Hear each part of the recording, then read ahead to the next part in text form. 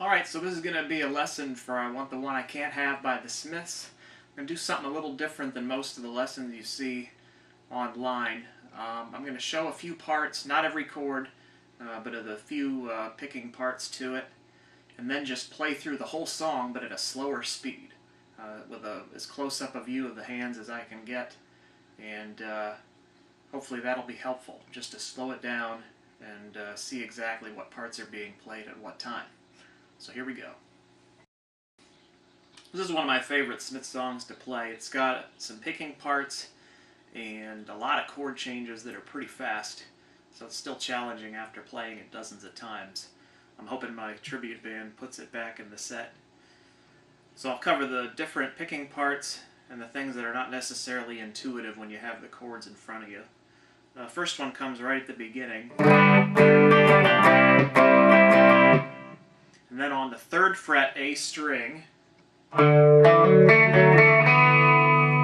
then on the D and G string, you're doing hammer-ons on open strings in the 2nd fret. So you got that. And then almost the same thing with the open A string.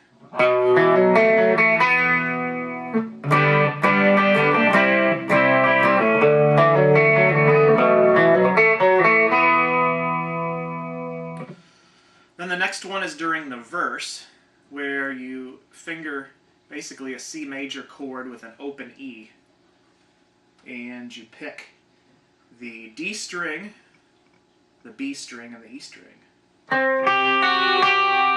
Then slide that up 2 frets and pick all 4 of those. And then you, on the 10th fret relative to the capo, G and B strings. So a little quicker, it'll go like this. And then right into that B minor walk up.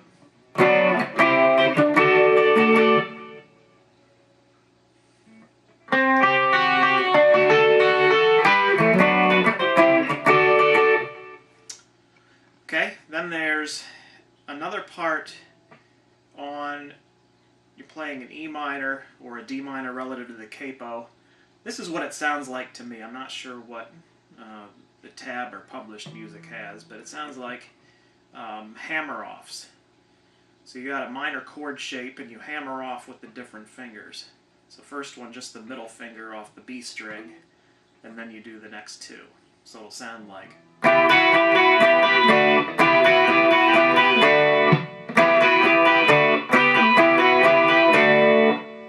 And then right into the I Want the One I Can't Have.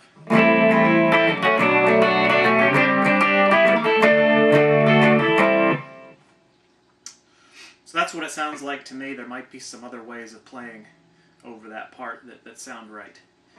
Then the next one, instead of that opening riff that we do in the verse, is it hits those first chords and then goes up to the E minor chord here, which with the capo is like a D minor, but and then you slide that same shape all the way up to A minor. Then you play, in this position, basically an open D minor chord. And up here it's like a B minor. And then you hit the 5th, or sorry, the 5th, 4th, and 3rd fret relative to the capo here. So a little faster it'll go.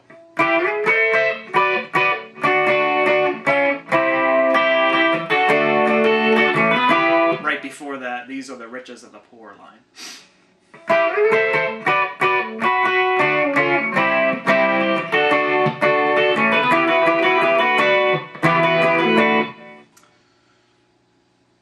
So that covers the different picking parts to this song, and I'll go through and play through it now at about 85% speed, slowed down. If that's useful and you want me to do other songs, I can do that. I don't see many people just playing through a song with the music slowed down so you can see everything, but I find that useful, and good luck with it.